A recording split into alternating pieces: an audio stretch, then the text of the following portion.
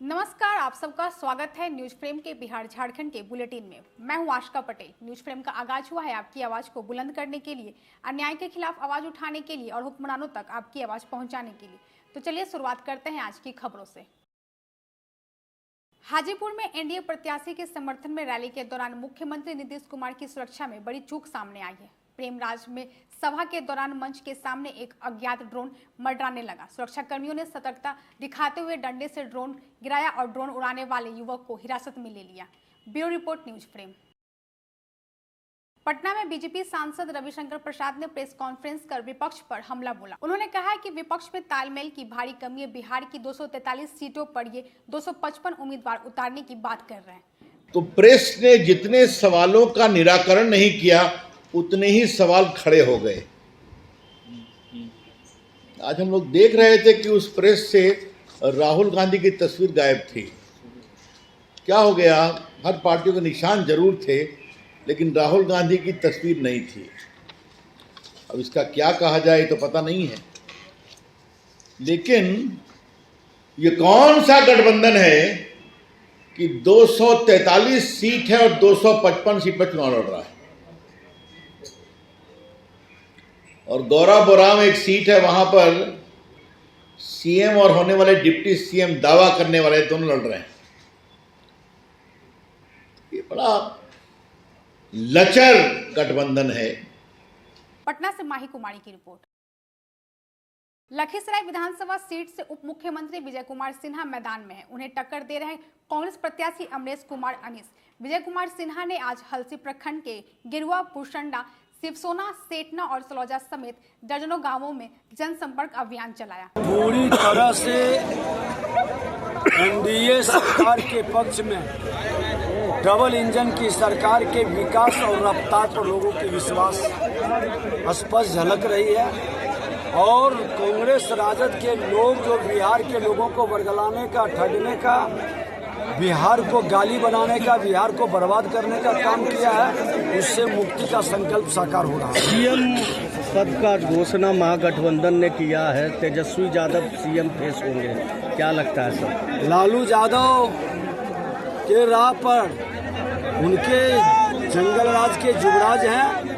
बिहार में फिर दहशत का माहौल बनेगा, विकास की गति रुकेगी और बिहारी शब्द को फिर गाली बनाएंगे, इसलिए बिहारी कभी स्वीकार नहीं करेगा। लखीसराय से संतोष कुमार गुप्ता की रिपोर्ट।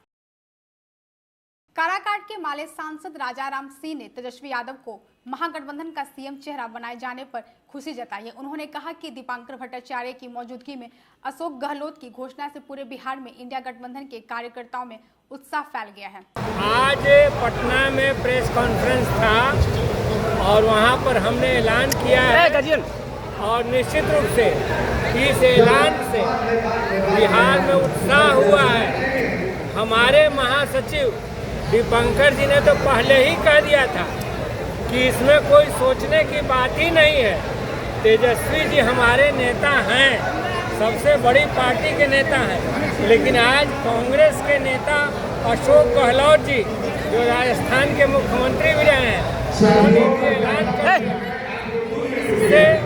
इससे बिहार में भारी उत्साह का माहौल है, बहुत जोश है। और मैं कह रहा हूँ कि अभी तो ये शुरुआत हुई है, ये समर्थन और बढ़ता चला जाएगा और आप देखेंगे दिल्ली से लेकर के बिहार भर में और समर्थन बढ़ता चला जाएगा और भारी मतों से इस बार इंडिया गठबंधन जीतेगा, उसकी सरकार बनेगी।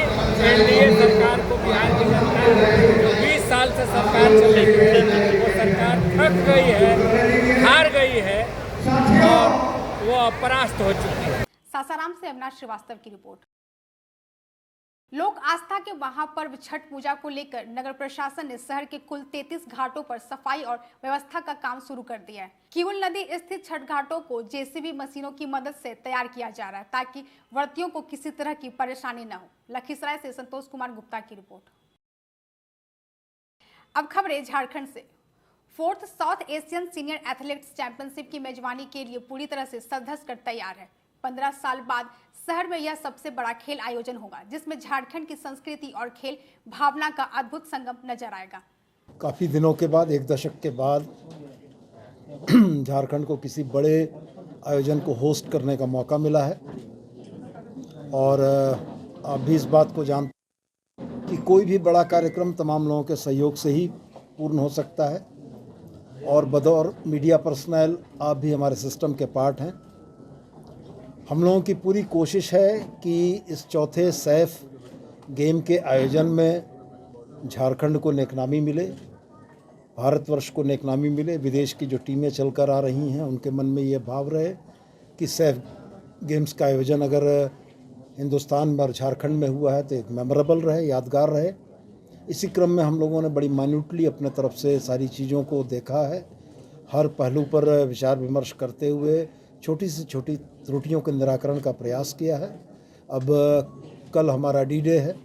कल जब ये कार्यक्रम शुरू होगा तो उसके बाद के 3 दिन हमारी उन तैयारियों की समीक्षा करेंगे। रांची से प्रियंका कुमारी की रिपोर्ट। छठ महापर्व को देखते हुए रांची रेल डिवीजन ने 20 स्पेशल ट्रेनें चलाई है। खासकर बिहार के लिए विशेष ट्रेनों की व्यवस्था की गई। स्टेशनों पर भीड़ नियंत्रण और सुरक्षा कड़ी की गई है। मेरे पास 2 स्पेशल की और ट्रिप्स आई हैं। वन इज गोंडिया से पटना और दुर्ग से Patna and both these trains are passing through Ranchi station. Sorry, war room. Okay, तो war rooms are basically created divisional level पे, जहाँ पे सीसीटीवी की जो है 24/7 मॉनिटरिंग हो रही है। वॉर रूम में काफ़ी सीनियर ऑफिसर भी बैठते हैं। वॉर रूम में एक स्पेशल फ़ोन नंबर भी प्रोवाइड किया गया है, जहाँ पे डायरेक्टली जो है कोई भी अगर अनयूजुअल एक्टिविटी होती है तो इमीडिएटली वॉर रूम के माध्यम से इन्फॉर्म करी जाती है। और अगर सीसीटीवी के माध्यम से भी अगर हम लोग देखते हैं जैसे कि एफओबी पे क्राउडिंग होने लगती है तो वहाँ पे जो मॉनिटर कर रहा होता है वो डायरेक्टली स्टेशन अथॉरिटीज़ को इन्फॉर्म करते हैं ताकि उस भीड़ को जो है डिस्पर्स किया जा सके। रांची से प्रियंका कुमारी की रिपोर्ट। जगन्नाथपुर में जैप 2 के जवान शिव पूजन रजवार का फंदे से लटका शव मिला। आत्महत्या की आशंका जताई जा रही है। सिटी एसपी ने घरेलू विवाद कारण बताया है, लेकिन जांच अभी जारी है। ये मॉर्निंग में हमें सूचना मिली कि विस्थापित भवन में जैप 2 के जो जवान हैं शिव पूजन रजवार, जो कि बोकारो के रहने वाले हैं और जिनकी उम्र 47 वर्ष के आसपास है, उनकी जानकारी मिली कि उनके द्वारा फांसी लगाकर आत्महत्या कर ली गई है। इसमें एफएसएल की टीम को फिर बुलाया गया, बाकी पुलिस टीम्स को भी यहाँ भेजा गया और प्रिलिमिनरी फिर जो इंक्वेस्ट जो किया गया उसमें यही दिख रहा है कि उनके द्वारा सुसाइड किया गया है। तो इनिशियल जो इन्फॉर्मेशन हमें मिली है, बैकग्राउंड इन्फॉर्मेशन जो मिली है, उसमें यही सामने आ रहा है कि इनका कोई आपसी पारिवारिक विवाद और जो इनका जो फैमिली इश्यूज़ थे वो है। लेकिन अन्य तथ्यों पे भी आगे जाँच की जाएगी और यूडी केस करके आगे एडिकेट कार्रवाई। रांची से कमल कुमार की रिपोर्ट। बोकारो के वेलमार्क अस्पताल में मंतोष सोरेन की उपचार के दौरान मौत होने के बाद अस्पताल के बाहर परिजन व स्थानीय लोग भड़के और प्रशासनिक कार्रवाई की मांग की और साथ ही लापरवाही के गंभीर आरोप लगाए। बोकारो से चंदन सिंह की रिपोर्ट। अभी के लिए इस बुलेटिन में बस इतना ही। देश और दुनिया की सभी खबरों से अपडेट रहने के लिए हमारे यूट्यूब चैनल को सब्सक्राइब करें, हमारे फेसबुक पेज को लाइक करें और अपने सुझाव कमेंट बॉक्स में जरूर लिखें। अब हमें दीजिए इजाजत। धन्यवाद।